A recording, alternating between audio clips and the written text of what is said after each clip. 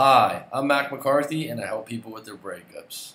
And today I got a breakup story that came in a few days ago, and the ages are 21 and 24. And the strange thing is I've had, I think, 3 or 4 of these in the last couple of weeks where the ages were 21 and 24. I don't know what that means. I don't know if should be playing the lottery with these numbers. But I guess I'm getting more people that are in younger relationships, right, that are sending their letters. Maybe that's what I can do with that. But if you have a breakup story to tell and you'd like to get my take, please visit writemac.com, or if you'd like to book a live coaching session. All right, let's get right into this. I was with my girlfriend for 3 years. She is 21 and I am 24. So you're the older guy. 3 years older, huh? We were madly in love move this over.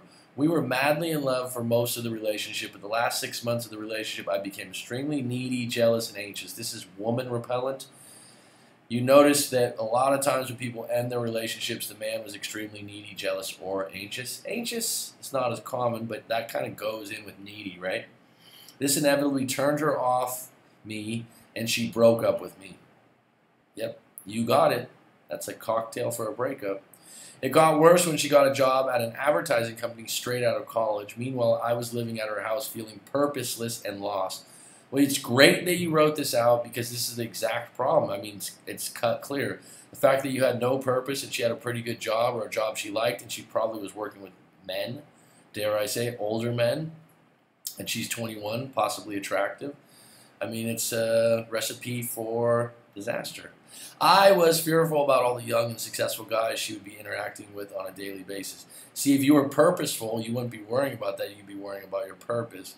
A lot of men's books that are alpha and beta, and they get you to be the alpha male. The number one principle, the way of the superior man, Corey Wayne's book, the 3% Man, or what it's called, I'm sorry. A big principle is having a purpose, and the fact that you know you were purposeless is a good thing because you realize what the problem was, and you're not just blaming her. When she broke up with me, I managed to stay strong and confident. Well, that's good. I packed my stuff and said goodbye to her while she cried and asked to be friends. I said no. I was hopeful she might change her decision if I stayed strong. Well, you should be staying strong for yourself, but you kind of saw it coming. It sounds like you knew that you were weak and needy. I foolishly reached out to her 10 days later, arranged a meetup where she was cold and distant. See, this is the thing about no contact that I tell everyone.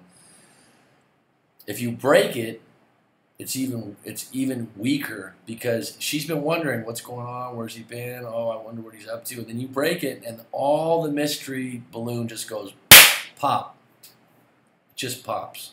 And she goes, oh, I know he still likes me. Now we can still be friends. Oh, I know he still cares about me. And then the cat pawing begins. Oh, yeah, that'd be nice to see you maybe later on. Maybe feel you. Oh, have you been seeing? Oh, yeah, no, you haven't. Okay, good. And they just feel the weight of the world off their shoulders. Even though they broke up with you, they were wondering, how are you? What have you been up to? Are you dating someone else? But you contact them like that 10 days later, and then they get this cold and distant feel like, you know what, I'm not really interested. I remained playful and relaxed, which I felt worked well. I told her I loved her. She knows you loved her, bud. And to reach out if she changed her mind. I hear this all the time. Oh, if you want to, I'm still available anytime you want. Just reach out and just call me. They know that. In fact, it's a turnoff when you tell them that. It's counterintuitive. Actually, if they think that you're seeing someone else or they think that you've moved on with your life, it doesn't even have to be someone else. I don't want to say that because that's when people go, oh, let me get them jealous and put a Facebook picture up with me and another woman or something like that. I don't want to take you down that rabbit hole.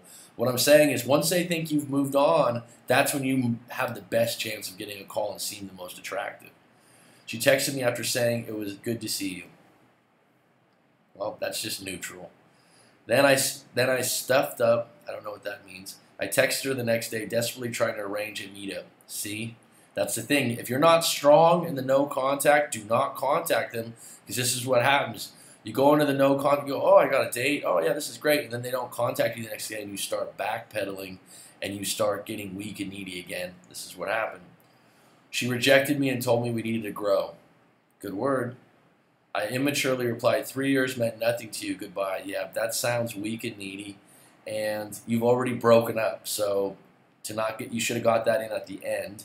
Even, like I said, as a male, it's a weak and needy statement. If you felt that way, to throw it after 10 days of no contact, you just erase those 10 days. She did a follow-up message the next day going on about how our time meant the world to her, but now we need to move on. So she had some time to think about it, and now you made her feel a little guilty.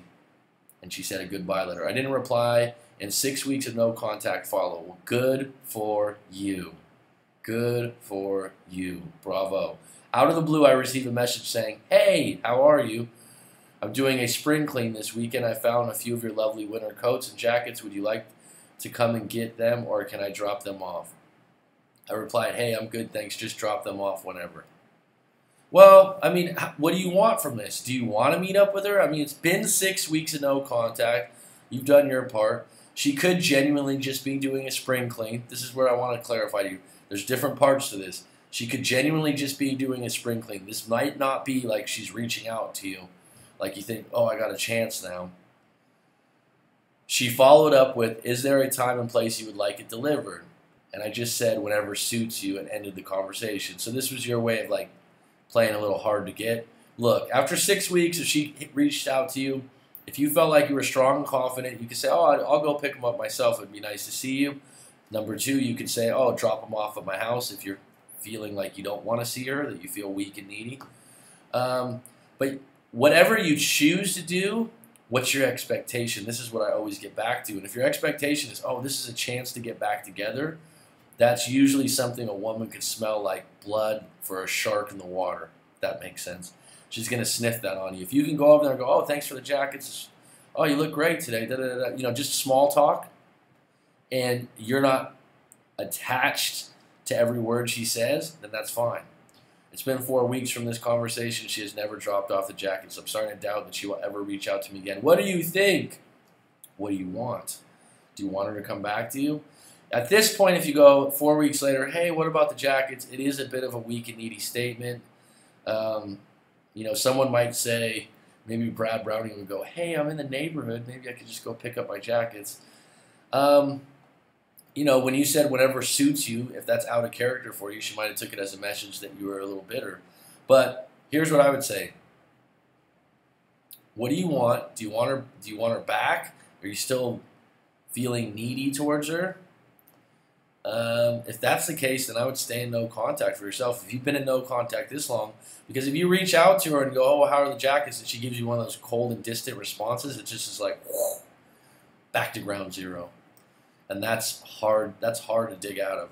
I've been working on myself and focusing on my new job, which is very busy, and trying to focus on myself and become a strong and confident person. Trying, good. She once fell in love with. Do you think I still have a chance to get her back? Well, I mean, when she contacted you, that was your cue. She contacted you. That's the whole point of the no contact, is to get them to contact you. Now, she didn't bite when you said "whatever suits you." I don't know if that was a little bratty or bitchy for her. I wouldn't hang too much on that because you already said it. But do you still have a chance to get her back? Maybe. I don't really know her as an individual. You didn't give me a lot of background on her and what exactly happened. I know that you were weak and needy. But you have a much better chance getting her back now than you did when you were 10 days out calling her up and being weak and needy and, "Come on, what did 3 years mean to you?" Now, having this 10 weeks apart, I would stay in the no contact right now if you're doing well without it. And if she contacted you once, there's a good chance she can contact you again. But you can't be waiting for that call. You should be dating. That should be part of your growth. Even go on bad dates, I tell people. He says, "I know I went a little over word count. It's just hard to condense the important bits." That's no problem, bud. I mean, you wrote out what you had to say. If you'd like to book a live coaching session, we could get deeper on this. And dig deeper into the story. If it's still affecting you 10 weeks later and you still have that, like, "I really want her back," then a coaching session will probably do you well. If you are kind of indifferent or you're on the fence, I think you should stay in no contact and move on. And if she comes back to you, it will be a bonus. Okay, I hope that helps you. Please visit writemac.com if you got a breakup story to tell or you'd like to book a live coaching session.